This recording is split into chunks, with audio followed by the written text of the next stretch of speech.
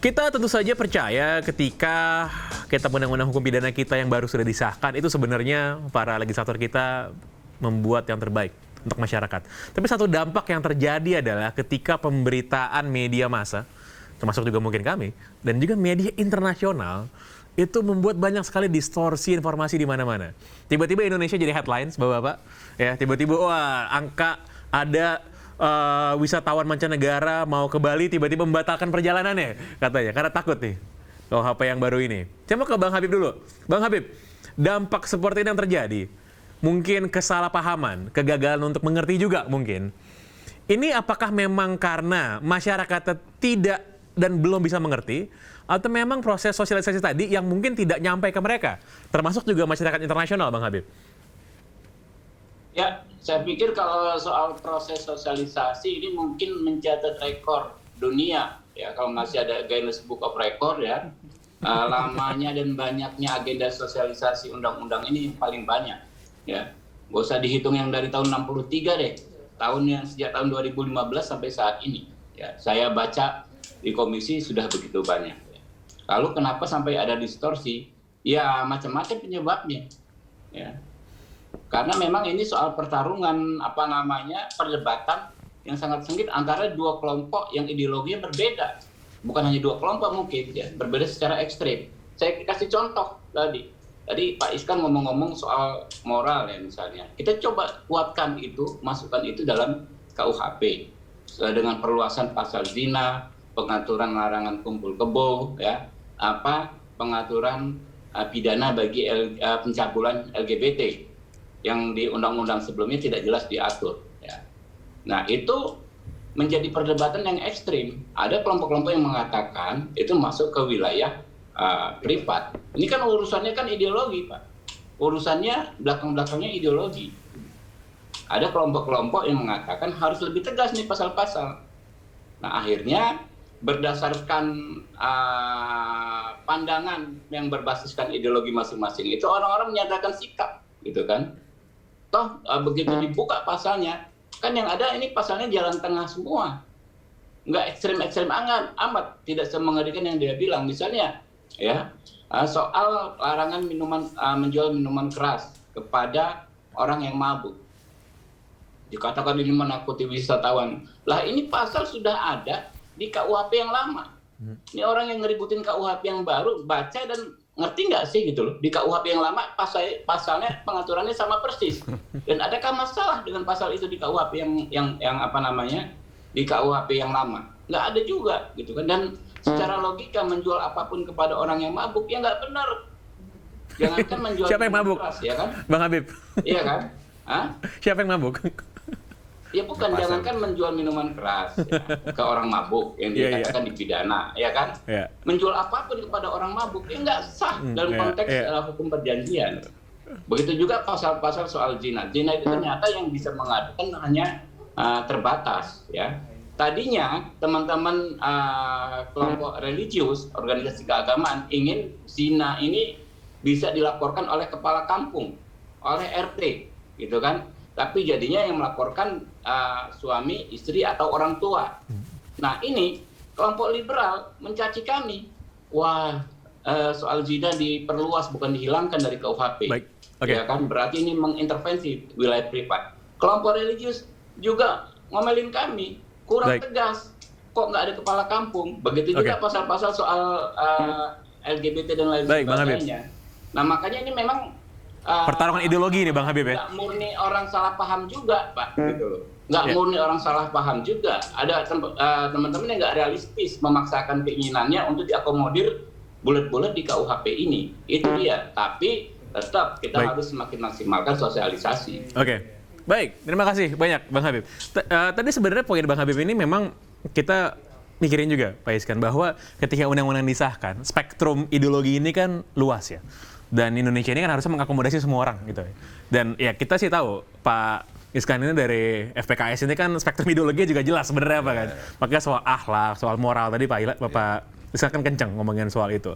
Tapi apakah saya mau nanya nih, apakah agenda-agendanya partainya Pak Iskan ini, PKS ini diakomodasi, Pak? Dan apakah happy sebenarnya dengan KUHP yang baru ini, Pak? Sebetulnya kalau KUHP ini kita dengan Pak Habibur Rahman juga banyak kesamaan ya. Artinya kalau kita buat memang liberal sistem pergaulan ini akan hancur juga bangsa kita. Seperti sekarang banyak di Eropa itu kan kekurangan penduduk karena mereka tidak ingin perkawinan gitu kan. Padahal perkawinan itu kan adalah pintu masuk menuju kebutuhan biologis tetapi yang teratur lah gitu. Ini tentunya kan Eropa tidak penting bagi mereka ini kan karena perkawinan itu dianggap sebagai ikatan sosial saja gitu kan, ente suka saya suka, kalau kita kan disebut misakun golizo. Memang ada perbedaan ideologis ya, tapi kalau seperti sih kita juga tidak ada masalah. Tapi kalau kita lihat memang masalah kebebasan berbicara ini tanpa siapapun agamanya, siapapun kelasnya gitu, ya memang harus jangan sampai ada salah tafsir sih gitu. Kalau memang sekarang ini tidak ditafsirkan macam-macam, tapi siapa yang menjamin gitu. Jangan kita kasih membuat orang itu banyak tafsir jalan lain gitu kan. Seharusnya kan undang-undang itu begitu. Karena kan di undang-undang kita ini jelas katanya, ini jelas padahal menurut hakim ini belum jelas gitu. Nah, itu yang bahaya. Ini memang Pak, jadi bisa juga undang-undang seperti perang kata-kata memang ya. Betul. Memang itu yang agak sulitannya. Ini jadi sebenarnya menarik Pak, kalau kita lihat Pak Iskan ini selain masalah soal kebebasan untuk mengkritik tadi, masalah soal akhlak, soal moral ini, Pak Iskan justru kalau saya tangkap nih Pak, mohon maaf kalau salah nih, saya tangkap happy sekali sebenarnya soal KUHP ini kan, karena sudah diatur di dalam itu, termasuk soal bagaimana mengakomodasi kebutuhan tadi. Yang saya titikkan itu, biar mudah memahaminya, saya membagi itu kan kesalahan itu ada 3, dosa kecil, dosa sedang, dosa berat gitu kan. Jadi yang kecil ini jangan sampai gitu. Kalau kita selesaikan secara adat aja itu maksud saya. Oke, baik. Itu mau banyak penghinaan. Iya. Ya itu kan, kecil menurut Bapak ya? Tidak bisa dikatakan, tapi karena susah merumuskannya menurut saya. Tapi seperti kalau ujaran kebencian, itu memang fatal dia umpamanya. Tuhan kan menciptakan kita itu ada yang Batak, ada yang Jawa. Kalau itu kita serang orang kan urusan apa? Betul. Itu yang gitu saya sepakat sih. Tapi jangan kita kasih kalimat-kalimat yang punya kemungkinan ada multitafsir Pak ya. Oke. Gitu. Ini concern-nya Pak Iskan kan jelas ya, Pak Taufan. Ya hubungannya sama kebebasan kritik jangan, tapi akhlak moral nggak apa-apa. Kalau Pak Taufan ini soal human rights, ya itu yang akan kemungkinan besar bisa bermasalah. Tapi mungkin bisa dijelaskan juga Pak. Tadi mungkin kita belum gali lebih dalam. Apa sih yang sebenarnya bisa terjadi dari KUHP ini dari kacamata hak asasi manusia menurut Bapak secara detail? Iya, tadi saya setuju ya bahwa bahkan mungkin bukan 2, tapi mungkin ada banyak sekali mazhab-mazhab ideologi atau perspektif nilai-nilai yang saling bertarung di sini. Dan ini tadi dikatakan adalah jalan tengahnya. Tapi di balik itu yang penting adalah bagaimana kita memiliki satu grand design Indonesia yang kita maui sekarang dan ke depan itu seperti apa. Kita punya prinsip-prinsip demokrasi. Tentu tadi saya katakan tidak bisa sama dengan apa yang ada di Barat. Tadi saya katakan contoh saja ya. Di Barat karena masyarakatnya sudah secara sosiologis seperti itu, ketika tokoh agama mereka misalnya dicaci maki, mereka nggak peduli, tidak akan ada kerusuhan sosial di sana. Tapi di sini jangankan nabinya atau Tuhannya, bahkan mungkin kalau tokoh agamanya saja, ketua organisasi agamanya dijelek-jelekkan depan umum, bisa timbul ke satu kerusuhan sosial. Jadi tentu beda konteks sosialnya, dan karena itu kita mau bawa kemana masyarakat kita dengan satu sistem hukum pidana yang sudah kita rumuskan ini. Tadi saya katakan karena sudah jadi fakta hukum, maka tinggal bagaimana implementasi hukumnya, di mana revolusi dari penegak hukum itu sendiri, institusi-institusi hukum itu sendiri juga penting ya, supaya mereka tetap memahami bahwa kita ini sedang menuju satu masyarakat yang terbuka, masyarakat yang semakin demokratis. Walaupun di sisi lain ada nilai-nilai privat yang juga harus dilindungi oleh negara. Seperti apa ya? Kalau kita katakan nilai privasi tidak bisa dicampuri. Undang-undang TPKS pada dasarnya juga sebenarnya ada ranah privat di situ, ada intervensi negara untuk melindungi privasi terutama perempuan, anak-anak misalnya kaum disabilitas untuk tidak dilakukan. Jadi memang pembatasan itu penting ya. Tadi saya ungkapkan soal hate speech atau ujaran kebencian. Itu penting sebetulnya kita introdusir lebih luas di dalam sistem hukum kita atau dalam praktek hukum kita. Karena ini berbahaya sekali ketika kaitan dengan isu agama, etnis, sara, Dan yang lebih jauh adalah ajakan untuk melakukan tindakan diskriminasi, Betul. bahkan kekerasan pada Menghasut kelompok gitu, Pak, ya? tertentu. Iya. Iya. Itu sebetulnya harus kita introduksi ya Tapi di dalam. mungkin, Pak, itu harus, kalau bisa itu harus dijelaskan. Pamannya dia menghina agama, menghina apa namanya, yang masih sangat pripas orang lah, agama, suku gitu. Kalau penghinaan begitu kan dia lepas begitu saja, ya jadi multitafsir mesti. Nah, Dalam ini- banyak kejadian ya, kita sebetulnya selama ini saya nggak ngerti kenapa penegak hukum kita misalnya tidak melakukan tindakan hukum kepada ada orang-orang yang di depan umum melakukan ujaran kebencian dengan mengajak pada kelompok-kelompok tertentu untuk menyerang orang-orang tertentu dari etnis atau agama atau suku tertentu. Baik. Kan itu sebenarnya berbahaya. Ya. Ini yang memang harus kita cegah. Ya. Harus jaga ya. Oke, baik. Karena kita Oke. tidak mau dalam proses rekayasa sosial kita sekarang dan ke depan nanti terjadi satu benturan sosial Baik. yang luar biasa. Karena kita ini sangat beragam. Sangat plural ya, Pak. Kita Oke. ini beda dengan Betul, negara betul. lain. Pluralitas kita itu di berbagai tempat juga berbeda. Baik. Kalau kita pergi ke Papua sekarang sangat sensitif mereka Iya. dengan Iya, betul. istilah Oke. asli dengan pendatang Pendatang, oke, misalnya. baik. Tapi di Jakarta orang sudah tidak lagi Betul, seperti itu oke, kan. baik. Itu perlu diperhatikan Iya. dalam penerapan Dan- hukum nah, kita. Iya, baik. Terima kasih Pak Taufan. Satu pertanyaan terakhir saya mau lempar ke Bang Habib. Bang, masih bersama dengan kami ya? Ya, Bang, masih. singkat aja Bang. Singkat aja, ini pertanyaan banyak orang. Perlu nggak sih santet diatur dalam undang-undang seperti ini Bang? Banyak yang nanya nih soalnya. Makanya Anda mungkin sudah baca ya pasalnya ya.